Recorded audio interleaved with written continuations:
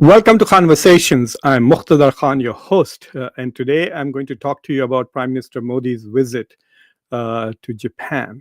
This weekend is going to be very important from a strategic point of view. Prime Minister Modi is making two trips, or rather a trip where he's visiting two important places. He is going to Japan, where he's going to have a bilateral summit with the Prime Minister Ishiba of Japan. And there are many important things that are hopefully going to happen during this meeting, and I will summarize them for you shortly. And then from there, he plans to go to China to attend the Shanghai Cooperation Organization's Leaders Summit, where on Sunday he is scheduled to meet with Xi Jinping. And I think there might also be another meeting with Putin. I haven't seen firm confirmations about Putin's arrival in China, but we do know that there is a bilateral schedule already with Xi Jinping on Sunday between Prime Minister Modi and himself. So let's first talk about the visit to Japan. This is an interesting year, and I think in a couple of weeks or in a couple of months, or definitely before the end of this month, India and Japan are going to switch places on the economic roster. So until now, Japan was the fourth biggest economy in the world by GDP, and India is the fifth biggest. And by the end of this year, that is going to switch. So what is going to happen is India is going to overtake Japan and become the fourth biggest economy by GDP, which will be around 4.2, and Japan will become the fifth. It'll be just about a few billion less than India.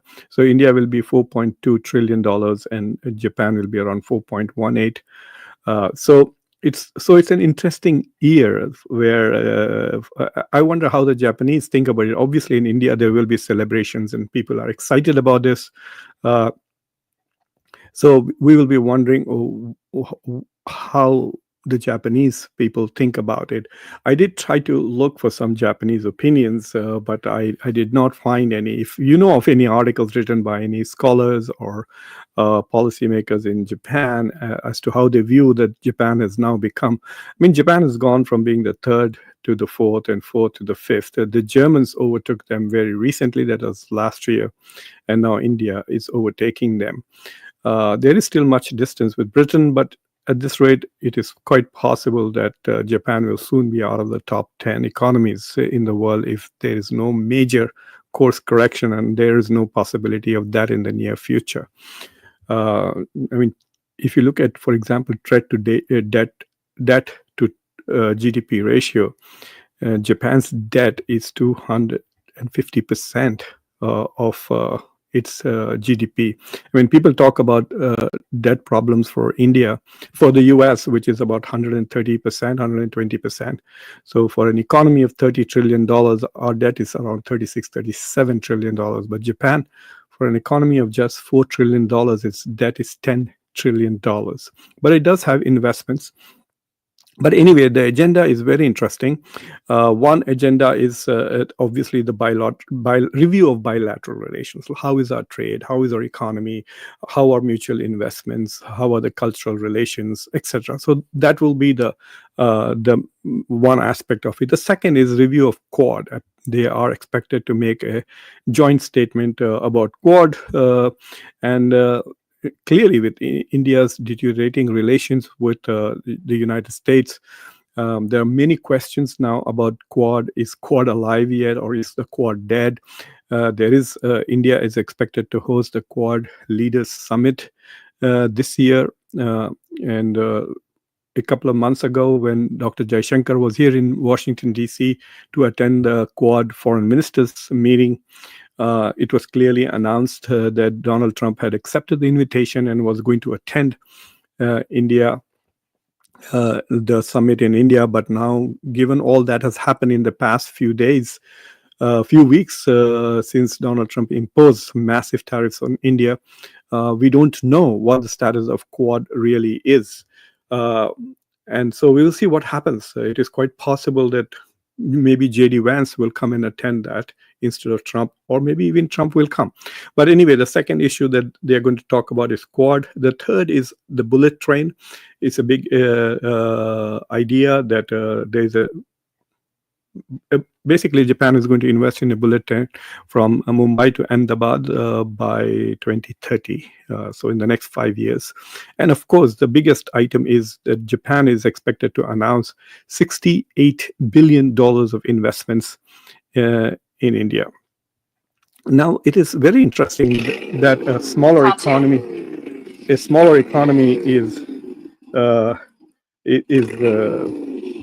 a smaller economy is going to be investing in a bigger economy. That happens all the time. UAE invests, Saudi Arabia invests, and other places. But so there's going to be an announcement that in the next 10 years, Japan is expected to make $68 billion of investments. One of the things that I find very interesting is that when you read the fine print, you find that it is private investment. It's not government investments. So these are private investments. And how can the Prime Minister of Japan guarantee that Honda, Toyota, etc. are going to invest, or who the private companies are? So I think maybe the most logical way in which it works is that a government will ask its own captains of industry and say, what are your prospects? Are you planning to invest in India? Why don't you invest in India? And then so many companies, they say, yeah, we have a plan to invest this much. So they just sum it up together. So I find that very interesting, that especially in democratic societies where the government cannot directly direct economies to do things, like, for example, Trump is trying his best to stop Apple from investing in India, but Apple simply is not playing ball. I mean, Apple has just doubled its investments in India and has increased its iPhone production. Yes, Trump can impose tariffs on iPhones made in India, and that would hurt Apple. But it's not that easy for governments to straight away determine. But anyway, he's going to announce $68 billion of trade. And this is very important because if you look at this list of countries that invest in India, the top countries investing in India are Mauritius, Singapore, USA, Netherlands, and Japan.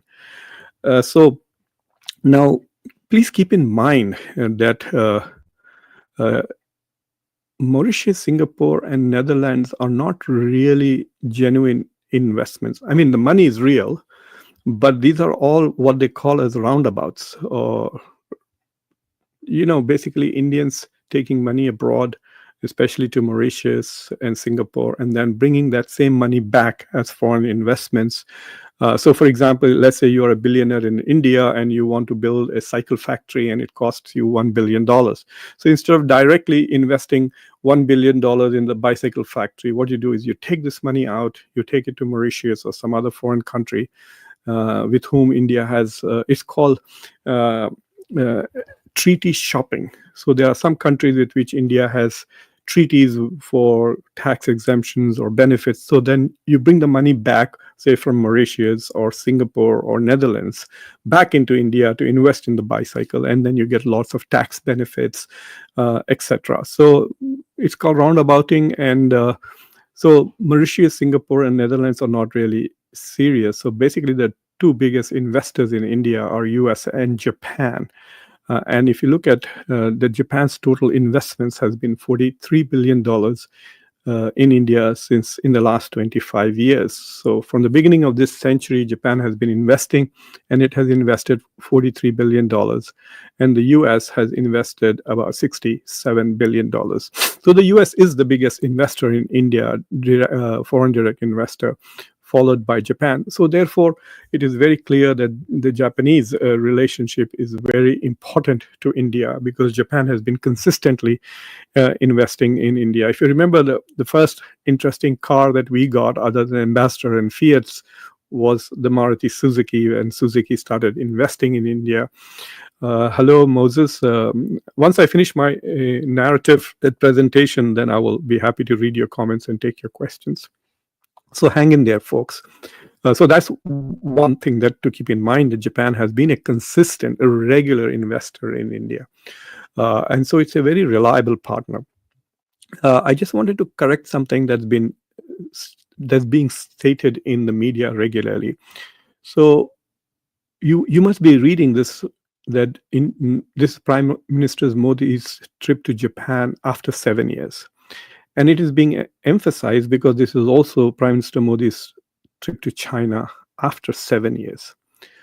Well, that is not an accurate information because Modi has traveled to Japan several times. He went for the G7 summit, he went for the G20 summit, he went for Abe, the former prime minister's funeral. So, in the past few years, he has been there 4 or 5 times. What they mean by saying that he's going there after 7 years, it is that they are having a bilateral India-Japan bilateral summit after 7 years in Japan. So there was one in Japan in 2018. So in his first term as Prime Minister, Modi came to Japan 4 times in 2018. And then subsequently, there was one, I think, in India, but there have been no other India-Japan bilateral in the last 7 years in Japan. So that is why they say he's going to Japan after 7 years. What they mean is he's going there for the bilateral after 7 years. So the big issue is a discussion of Quad, the $68 billion investment announcement, and the third one is the bullet train. So these are the three main agenda items, and of course, all other discussions of regional issues. I'm sure they're going to sit together and talk about Donald Trump and his tariff policies, which both countries have been at the receiving end of. So it would be very interesting to, I mean, hopefully we will never ever get to know that what their private opinions are with regards to Trump. And if you remember, yet Modi was the fourth head of state to meet with Donald Trump after he was sworn in as president. Ishibara was the third one. So these are the two prime ministers who came very early to meet with Donald Trump. So we will see what happens when they issue the Quad statement. I'm really curious to know what happens. But there are some other issues that I want to share with you. One, first, let me share some data with you, which is very important for you to understand. So, from an investment point of view, if you look at this, this is actual annual investments from India to Japan. So, India to Japan is the yellow color, and from Japan to India is the blue color. So if you look at 2023, that was the best year in terms of Japanese investments in India. It was about $3 billion. So more or less, Japan's investments in India every year are in the range of $2 to $3 billion. So I mean, it went down in 2020, obviously because of COVID, but still $1.5 billion were invested. But again, in 2023, it was less than $2 billion. But if you look at India's investments, they are minuscule. They have never, ever crossed $500 million. So India is not investing in Japan at all. It is Japan that is investing in India. Now, that is a very, I mean, from an obvious point of view, you could say that is because India's economy is doing much better than Japan's. Japan's economy is hardly growing. Like I told you that in 2015, Japan's GDP was $6 trillion. Now it is $4 trillion. So it's a shrinking economy. It's not a growing economy as opposed to India's, which is growing at a 6.5 or 6%. 6.2 is the forecast so far for this year. So India is growing at 6%. Japan may grow at 0.5% or 1% if they are lucky this year. So obviously, it's not very exciting and inviting to invest in Japan. So India's investments in Japan are very, very meager, but Japanese investments in India are naturally much, much more. And so the promise that they're going to invest $68 billion over the next 10 years would be like doubling. So if you take the year 2023, where the investments were about $3.1 billion, so we are going to say that from next year onwards, 2026 onwards, when we look at a graph like this, it should be double the investment. So if they are going to invest $6.8 billion dollars a year, then in the next 10 years it will reach $68 billion. Well, that is a forecast. We will see how that goes. But there's something else that I want to share with you from a data point of view, or which, in terms of numbers, let me just give you, these are the numbers of the Japanese investments: 2 billion, 1.8, 1.79, 3.1, and then 1.36. So far, the investments have dropped significantly. In the previous year, it was just 1.6, and the total investments are about $43 billion. But there is one troubling sign, and I want to share that with you. Let me get it. This is the one. So what this data here shows, this is from the Indian government.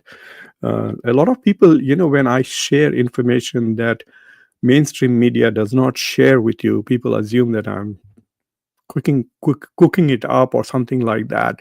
So I have now decided to see if possible to also share with you the link. So this is from the Indian Embassy in Tokyo, the government of India's website. So if you don't believe this data, then don't believe the Indian government. All right. So I'm just sharing the data with you that the Indian government has provided. And what is troubling about it is, if you look at India's exposed to Japan in the last 5 years, they went up after COVID.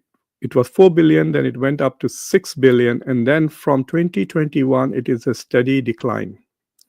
So it goes down from 6.18 to 5.4 billion, then goes down to 5.15 billion, then goes down to 5.1 billion.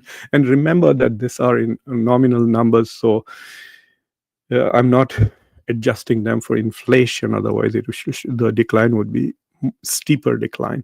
So India's exports to Japan are reducing, but Japanese exports to India are steadily on the rise. So in 2020, 2021, it was just $10.9 billion. Then went up to 14, then went up to 16, 17, and now it is around 16. So it has gone down a bit.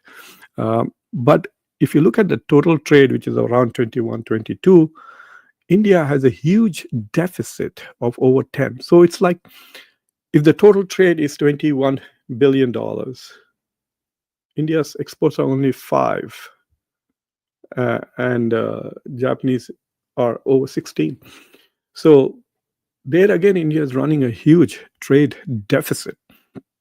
Now, one of the problems that India is facing since yesterday is that Donald Trump, people are saying, oh, Donald Trump is stuck. Oh, Trump always chickens out. Well, he didn't chicken out. He did impose the 50% tariffs on India since yesterday. And it's going to hit the Indian exports in a massive way. There's already talks of firing lots and lots of jobs. They are saying about 20 million or 2 million people are going to lose their jobs in India very soon, sadly, because of the exports. I really feel for the poor workers who work in these factories for no fault of their own. They are going to be losing their livelihoods. But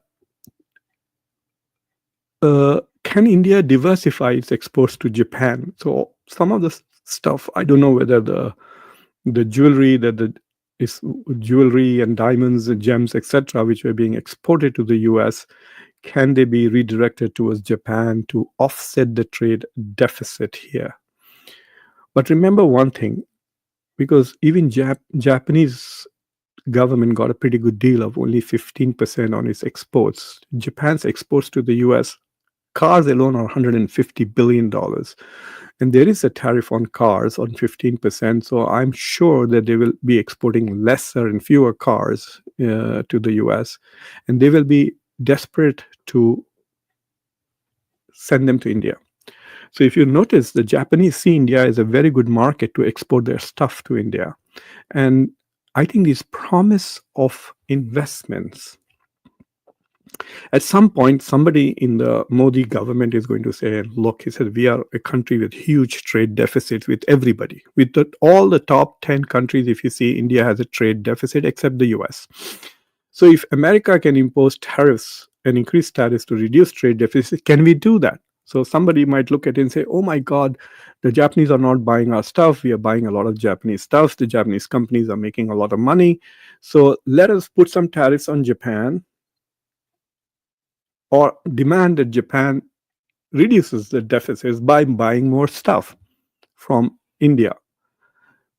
I think the Japanese are preempting that by promising to invest a lot of money in the next 10 years in India.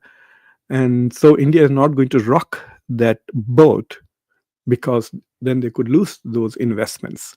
So I think that is what is going on here, which is quite interesting, isn't it? But anyway, we will see what happens. I'm.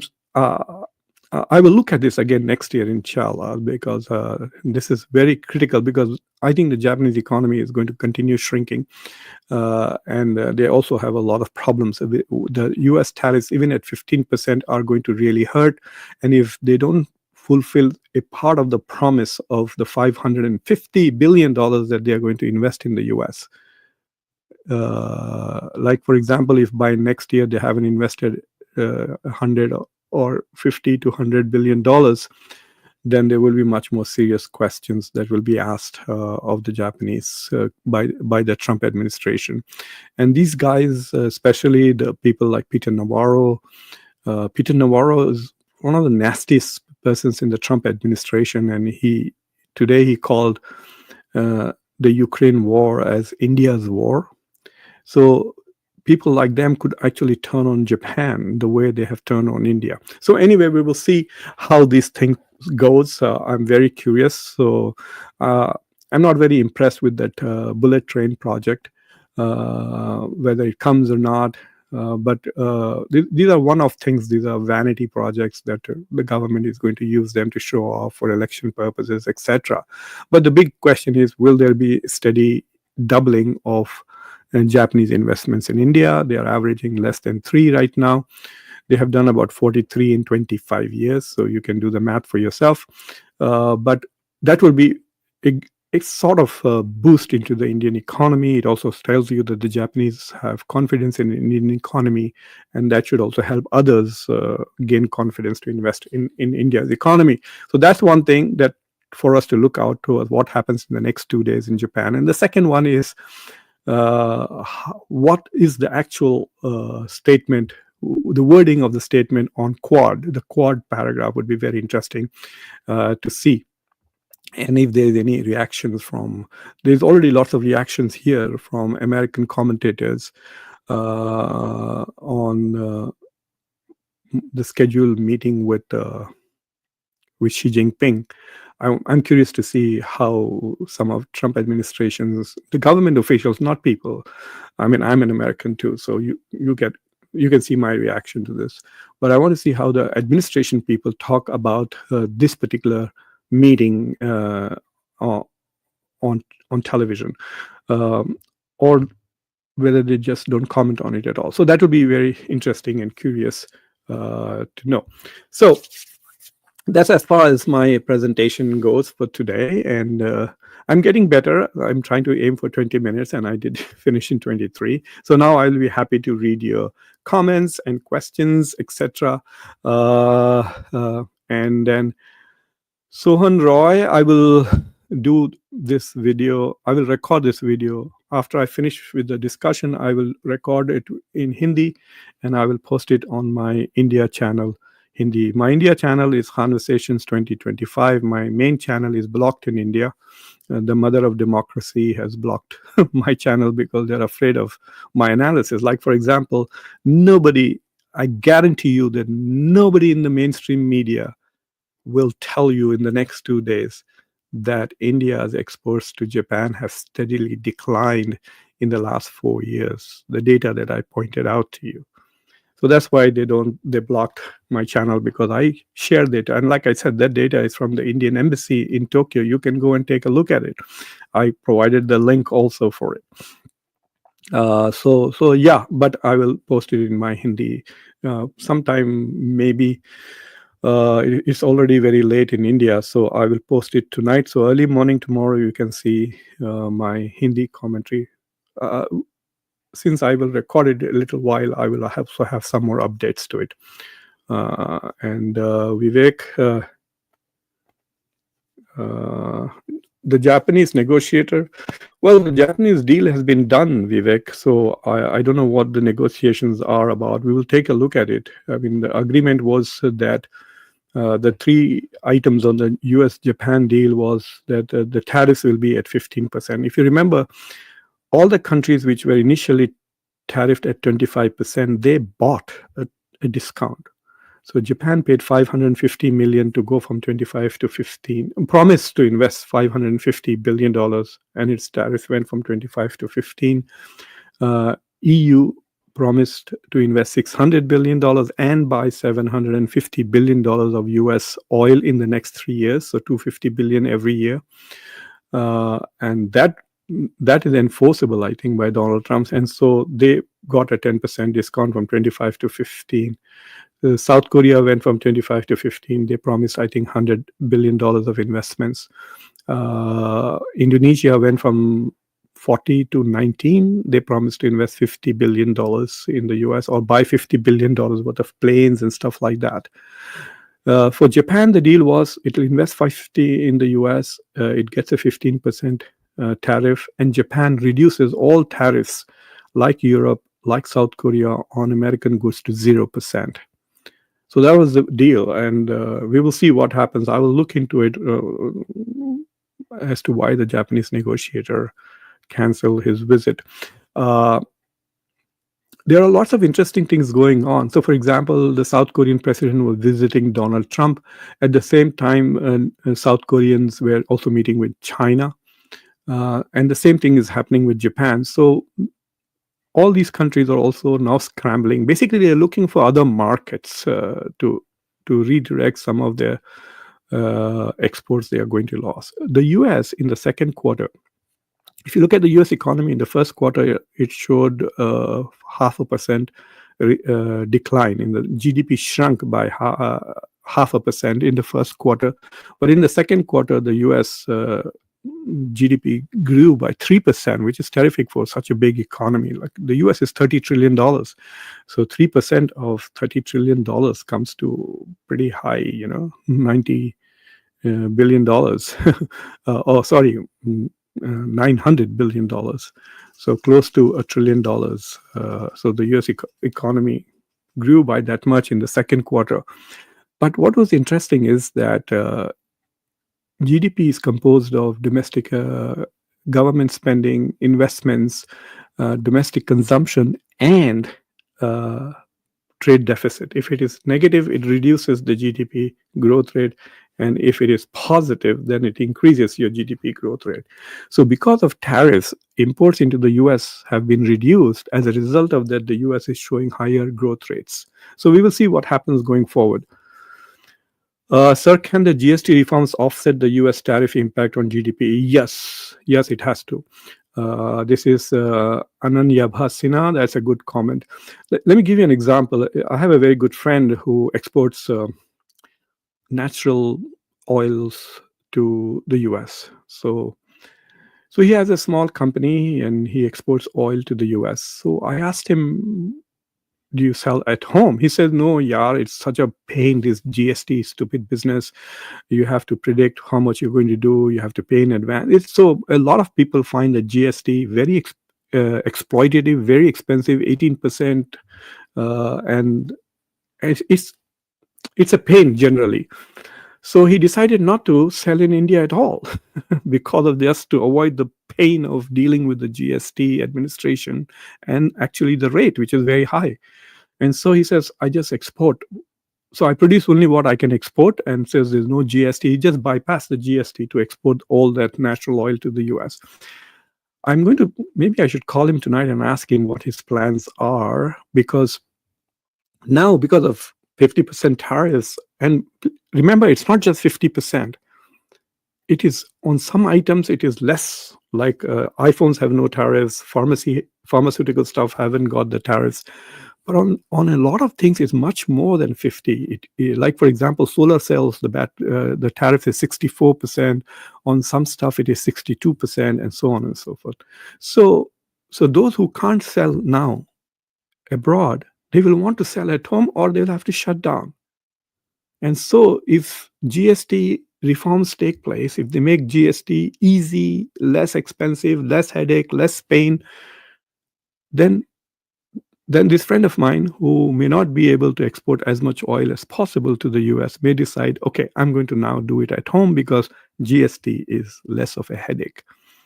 I One of my classmates who's an engineer who does small manufacturing, and he makes small things, small engineering stuff, and he says that most of his time is wasted in just dealing with GST. He says, I'm not big enough to hire a company to do all that stuff for me, so I have to do it myself. I'm leading marketing, I'm leading. So he's a small scale industry, and for him, it is a huge, huge pain, GST. So if GST reforms take place, uh, I think it will offset some of the problems of demand. So it might increase domestic consumption and also motivate people to sell at home. Patel, India wants a permanent seat at the UNSC, but do you think it really deserves it? No, India doesn't deserve it at all. India does not play any role. Look at India's role with regards to Gaza. India's seat at the UN Security Council will be Israel's second vote. And so I don't think India has not done anything for promoting peace. India has not played a role with regards to Iran security problems. If India was in the Security Council on the Iran issue, what would India do when Israel and the US attacked Iran? Nothing. It would not be the global voice of the South. India will be the global voice of Israel. And so I don't think India deserves it. At least this government, as long as the Modi and BJP government is in power, India does not deserve a UN Security Council position. Plus, now with all the relations that they are ruining with the US, China will veto it, and the US will veto it, that's it. You will have two vetoes straight up there. While Russia and France have said that they support India's position, there has never been a vote on it, right? So we don't know how this. I'm willing to bet that if the US makes it very clear that it's going to vote no, and China says it's going to vote no, then Britain and France will not waste their position by just voting yes on a resolution that is not going to pass. So they'll just abstain. So I don't think that's going to happen. But here the economy is predicted due to tariff GDP may come down to 6. Sharif, that 6.2 calculation is not after tariffs. That is before tariffs. So if you remember, Donald Trump imposed tariffs in two stages. First, he said 25% are reciprocal tariffs, and then the second 25% are not actually tariffs. They are like secondary sanctions. So the estimate is from 0.4 to 0.7, I have seen. So if you work from 6.5 and say, okay, the tariffs are going to cause 0.7, then it goes to 5.8. And the lowest I have seen is 0.4 or 0.3. So if you go say 0.3, then it'll go from 6.5 to 6.2, and your figure will be the accurate one. But I think that 0.3 is from 6.2. Now, that is going to be very, very interesting number. If India, I hope not. I hope it's 6.1 at least, yeah. But if it becomes 5.9, and if China gets 5%, then it'll look as if both are growing at 5%, So that is, I just hope that India remains in the 6 and China remains in 5, or even goes down, because China is also having some other problems. But today there was a huge report as to how China has really pushed a lot of products into Africa. So it's quite possible that Chinese, China's best export year was after the Americans and Europeans started China plus one and delinking and de-risking strategies, because China diversified very quickly, and it went to ASEAN and Africa. So we will see what happens, but let's hope that that it doesn't have that much big impact, and we finish at least 6.1. Thank you, Parver Kadan. Kadan, thank you very much. Due to Trump's tariffs, there's going to be a tsunami on yes. See, I hate sanctions. a couple of years ago, I had a big fight with some of the Indian Muslim lobbyists in the US because after NRC and CAA, there were some American Muslim organizations which were lobbying for sanctions on India. And I was very upset about it. I refused to endorse it. In fact, I was very much opposed. I'm opposed to any sanctions on India. And I'll tell you why. I'm opposed to any sanctions on any country because what happens is the rich, the powerful, and the government does not suffer from sanctions. It is only the poor and the weakest sections of a society that will suffer. So, for example, all these tariffs on the US, they're not going to impact people who make more than 2 lakh rupees a month. For people who are making 2 lakh rupees, 1 lakh rupees, 5 lakh rupees a month, they're not going to be impacted. They're all in the service industry. It's only people who are in manufacturing, in the jewelry industry, the shrimp fishermen, people who are making carpets. There was an interesting article, I think, in New York Times or Bloomberg, which interviewed carpet makers in Uttar Pradesh. They are horrified. They said, we struggle to compete. India sends a lot of hundreds of millions of dollars worth of carpets in the US, but now a $500 carpet is now going to cost something like $1,100, $1,200. It is definitely going to impact sales. So it's the poor workers who are going to lose their jobs. And so far, the Indian government has not come up with any plan. They have 2 plans. They are saying that we will provide some support to small-scale industries which are going to lose their export markets in the US. But they have not said what that is, because this has already happened. It happened yesterday, right? Already people in the jewelry industry have started firing people because they don't have orders. So the Indian government has not yet come up with plans on what to do with how to support these small scale. Like, how is India going to support the carpet makers if America is not importing those carpets, or that they're not getting orders? The second thing is that India is trying to help them diversify. So I think when Modi goes to Japan, if instead of telling the Japanese, instead of investing $6.8 million, why don't you invest directly in these industries which are impacted by Donald Trump's tariffs? Now, that would be very difficult to do because even if they are profitable potentially, how are they going to profit? So somehow when Modi travels to all these countries, like he was so far, he should have tried to find alternative markets for those who have been exporting to the US. That is what China started doing. And because China was doing that, it has already kind of cornered all the markets where India will now have to go, like Africa, ASEAN countries, etc. Plus, India in ASEAN is not part of RCEP, the biggest trading bloc in the world. India stayed out of it. So they are all going to prefer China because China is part of RCEP. So ASEAN is going to be far more difficult. But Africa, yes, Africa, Latin America, India should focus on that. Hi, Christopher. Christopher is, I have met Christopher in a Zoom meeting. He's a member of Conversations, and so that's nice to meet with you again. I don't know what you're talking about. I'm very proud to be Indian. I just don't give a shit about Modi and the BJP.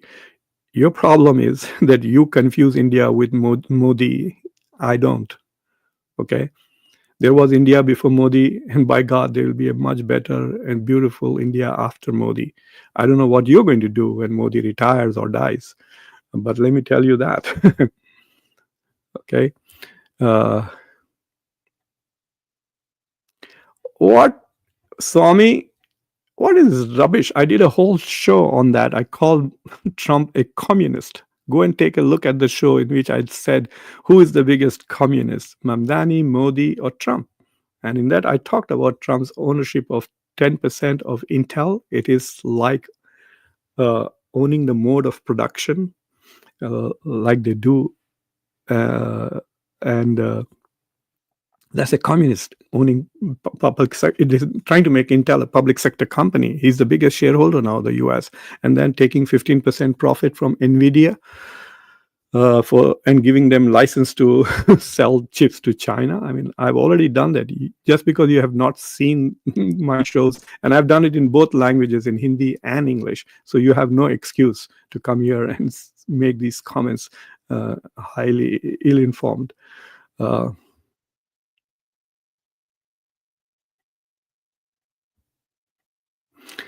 I don't know, Raghav. I've not looked at CPEC that much. Usually, the discussions of CPEC is about how much the investments were. They were about 64, and then it has gone up to $80 billion. Now, CPEC is expanding to include Afghanistan and maybe even Iran. We'll see. Uh, संतोष, मैं इस show ख़त्म होने के बाद Japan के ऊपर preview Hindi में record करूँगा और उसको मैं अपने इंडिया चैनल पे अपलोड करूँगा। और मुझे लगता है अगर आप हिंदुस्तान में हैं तो you are seeing me on that channel. ये मैं इसको मल्टीपल चैनल्स पे इसको करंटली लाइव हूँ। मैं मेरे दोनों चैनल्स पे लाइव हूँ और लिंक्डइन पे भी लाइव हूँ। तो वो आप थोड़ा सब्र करें। In another 6 to 8 hours I will have it Hindi में 6-7 घंटे में। It is important. जो डेटा मैं आपके साथ शेयर कर रहा हूँ उसको जानना ज़रूरी है।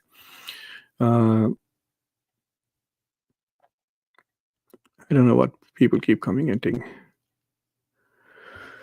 Vivek, it's a very good question. Is Quad still a good gathering? The question is not whether it's still a good gathering. The question is whether it is a gathering at all. And we will not know that until, see, this is already end of August, right? So they have, I think initially they had said that the Quad summit will be in September. And then they said, no, it's going to be in November. So there is no date yet, a firm date for the Quad heads of states. Trump doesn't talk about going to India at all. He hasn't mentioned it even once in the so many weeks. It was only Marco Rubio who told Jaishankar that Trump will be coming for the Quad summit, and that was 2 months ago, while the trade negotiations were still going on. So the key is Quad. If America doesn't come, there is no Quad. First, it will become a trilogue, and then, I mean, Australia, Japan, it will be over. It will be done completely. Plus, if you go back in May, I saw an article in Japan Times in which one of the Japanese experts was complaining that India was more focused on I2U2 than Quad, which means India was turning more towards UAE, Israel, and America than Japan, Australia, and Quad. So before this, already the Japanese were not sure about where India was. But I think India is trying to keep an option to continue to go back. Maybe if Trump changes his mind, then India can go back running to Washington. And that's why they are keeping the Quad alive, I think. And India, I think, will announce a Quad summit if first they will probably consult again with the US in private.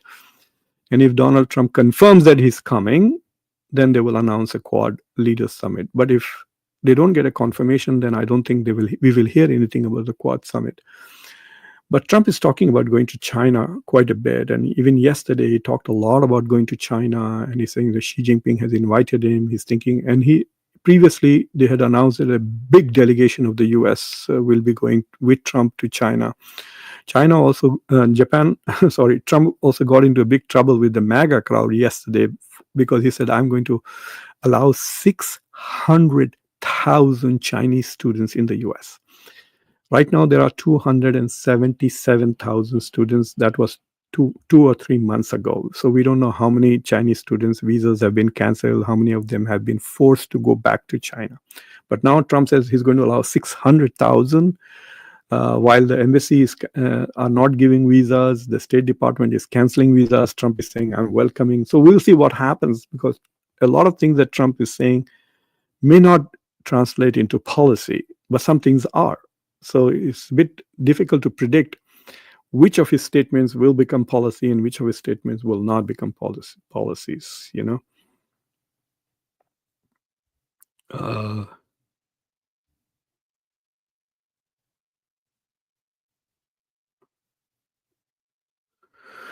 दादाजी ये तो होगा ही ना कि क्योंकि हमारा Yeah, Ashish, I agree with you.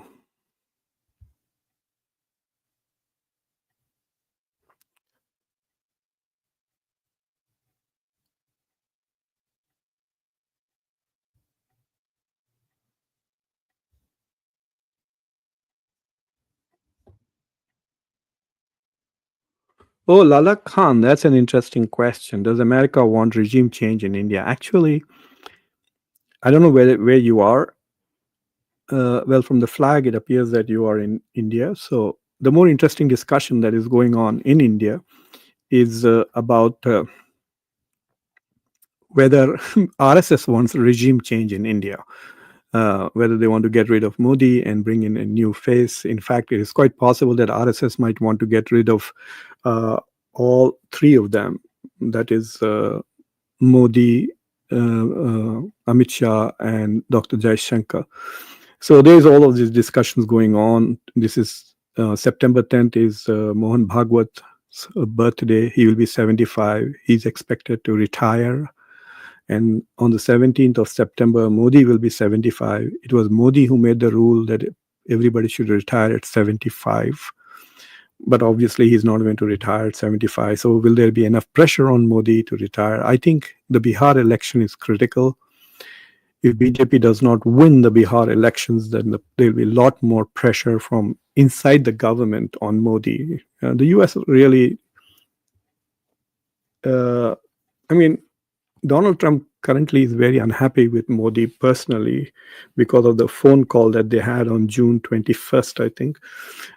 And other than that, there are some other reasons why they are angry. So, but you must remember that people like Rahul Gandhi and Congress, etc., are more critical of the US.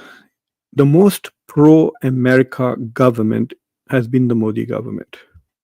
And the most pro-America constituency is the Hindutva constituency. The RSS and Hindu nationalists, they are the most pro-America people in India. The rest are all, socialist, soft communists. They are very critical of the US. So for the US, the best government for the US is the Modi government. So they don't want regime change. In fact, if Rahul Gandhi becomes prime minister, then I think the US will be more inclined to try a regime change in India, but they will want to keep Modi. And hello, AK. Thank you for becoming member. Welcome back. And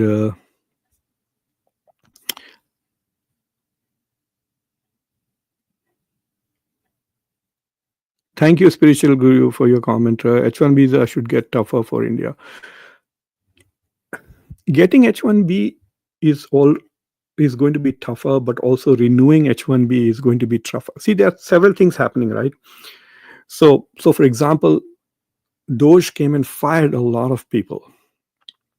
So yesterday, the State Department did something really, really stupid. They fired a lot of State Department people a month ago. And then yesterday, they announced promotions, and the people who had been laid off have been promoted. So imagine that. You've already fired these people, then a month later, you're promoting them. They're not even on your staff, and you're promoting them to higher ranks. So what has happened is the calculation of their performance came and they say, oh, they're doing great, let's promote them. But you had already fired them. So they are understaffed. So this mistake also happened because they have less staff in the State Department, in embassies, everywhere. So just going ahead and doing with H1B because the Homeland Security and the State Department and the new conditions that the administration is taking longer. So if you lose your job and you need to transfer your H1 to another, it may not happen in the time that is required. So a lot of people are getting worried. They might have to leave the country. So I think the restrictions are going to be strong. And plus H1B has been exploited, especially by India in many ways. Apparently, there's another visa called L1 or something, which is for managers and not for programmers. So if you are a technical expert, you come on H1 visa. If you are a manager type, you come on a different visa. So what TCS and Wipro and others were doing was they were sending technical people under different visas, and then they were paying them at the technical price. So they were violating a lot of regulations in the US. That is also an investigation that is going on, which can be a problem.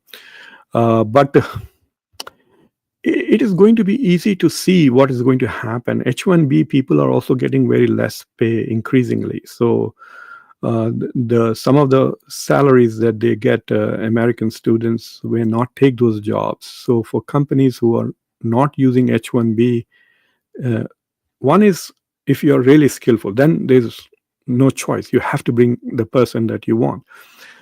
But otherwise, the companies will have to pay more for Americans to get to hire for those jobs, and that is also going to become a little bit of a problem in this. We'll see. It's going to take about 6 months for all of this to settle down, and so we get an idea of what is happening, etc. And Usman Mughal, there are 243 people watching. This is being broadcast on many channels, so that's fine. But they're watching. That's good. I agree with you, spiritual, again. Good evening, AK. How are you? Any other comments?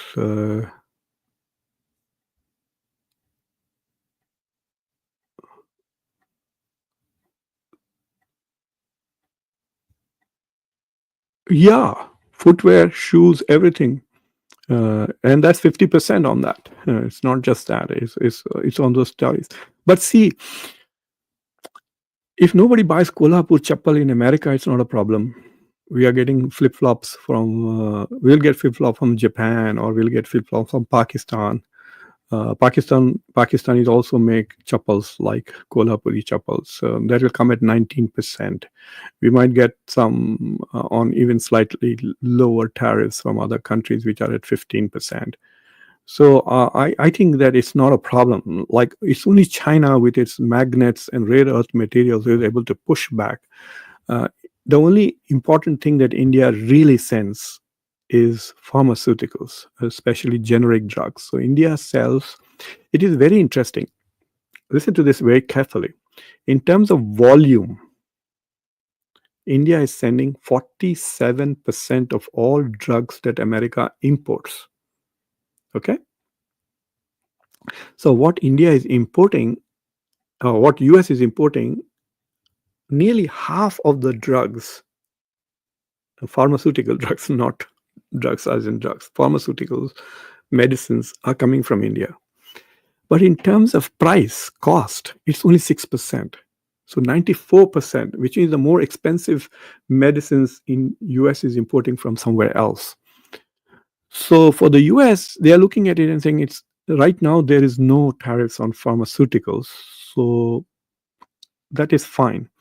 But Trump, a few months ago or a month or so ago, said he's going to impose 200% tariffs on medicine. He thinks that pharmacies are a national security thing and they should be made in America, no matter how much it costs. So, all right, I'm reaching the 1 hour mark.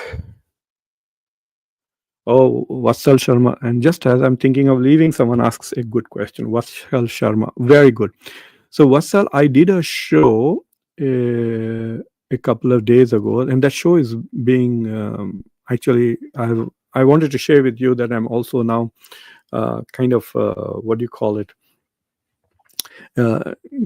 Giving my show to other bigger channels. So Public India, for example, it's a big channel. It has more than 1.5 million subscribers. My India channel is, which I started about 2 months ago. Alhamdulillah, it has reached 25,000 subscribers. Please subscribe. I want to reach 50,000 in India before the end of this year. But I've decided to give my programs to bigger channels. So sometimes Satya Hindi carries my shows, but now Public India will be carrying my show. So in that, before that, I also did a show where I did it both in English and Hindi, so you can watch it on any channel, about whether it's called China Gives a Warning to India. This happened just 2 days ago on the Taiwan issue. So India is again playing on both sides, so it wants to be friendly with China, but also wants to be friendly with Taiwan, and the Chinese don't like that at all. So they literally issued a warning saying that if you do not recognize that Taiwan is part of China, then it will not improve our relations. So it's very angry statement by the Ministry of Foreign Affairs, a spokesperson. So I have all of that in that video. You can just go back and see. It's maybe the last 3 or 4 videos you will see it. The title is in English, China Warns India. So yes, that's a very good question. So Modi is now going there, and I wonder if Xi Jinping will bluntly ask him, if I was Xi Jinping, I will ask him, so what is your position on Taiwan? I wanted a very specific answer, not a vague answer like we have not changed our policy. No, is Taiwan part of China or not? And I would do that if I was Xi Jinping, and then I will determine where I will go forward. And I would rather ask that in front of camera, because Modi in private might say yes, and then in public not say so. So we will see what happens. But that's a very good question. And plus, if Modi and Ishiba, the Japanese prime minister, if they give a very strong pro-Quad statement, then the Chinese will interpret that as saying, "Oh, Modi is keeping the back door open to America." So if Trump changes his mind or we have a new president, then India will run back to America because there are so many issues with China. China claims Ladakh, China claims Arunachal Pradesh, China controls, a small area of India, Aksai Chin. So there are a lot of border issues with China. Plus, China, if you notice this, look at this slide. Where is China in this? China is not an investor in India.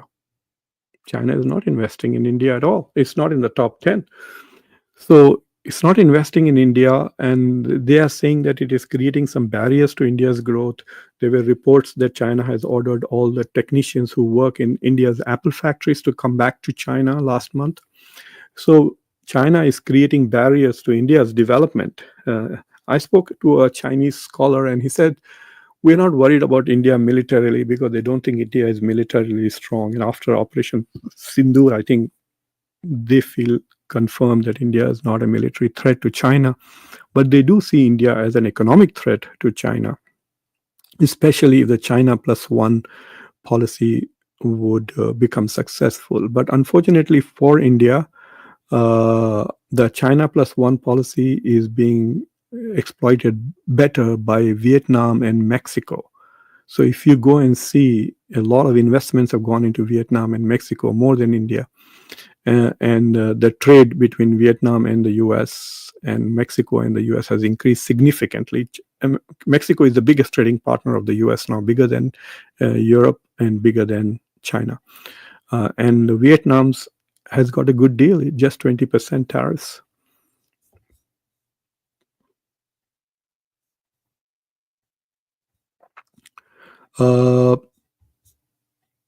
Himanshu Prasad Dash, how are you, Himanshu? Can Japan become for India what the US already is?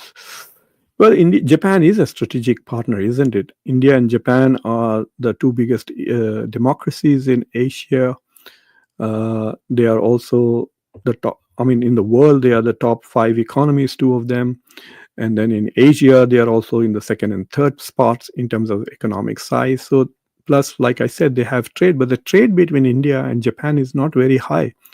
If you look at India-China trade, and if you add Hong Kong to it, it's $160 billion.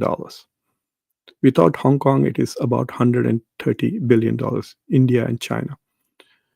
And if you look at India and US, it is $130 plus billion. And if you add services to it, it is over $200 billion between India and US. But with Japan, it's just $22 billion.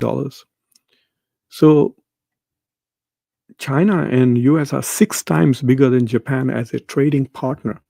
Plus, Japan's population is just 125 million. It is 1/3 of the US and less than 1/10 of China. So how much bigger market it is? Plus, the economy is not growing.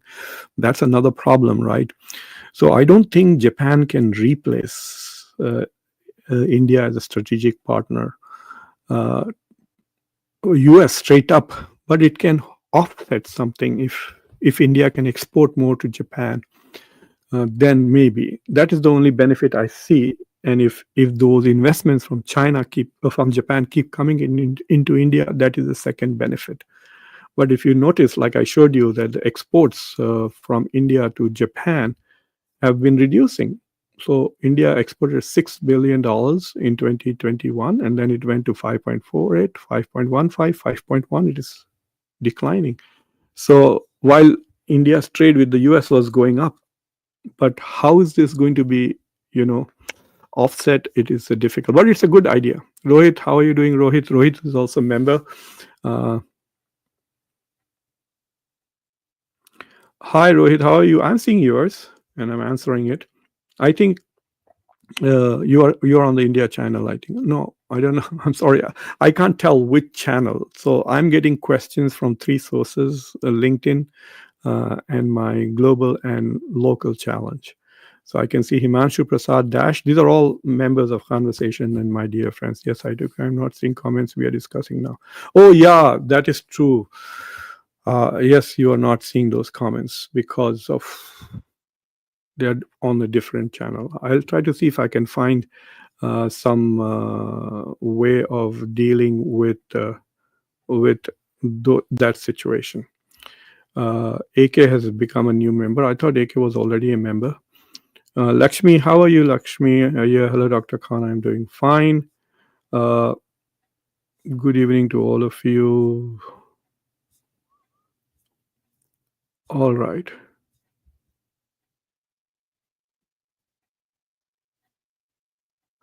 Rabish Verma, thank you very much. You're also a member. A lot of members are here. I'm very happy with you.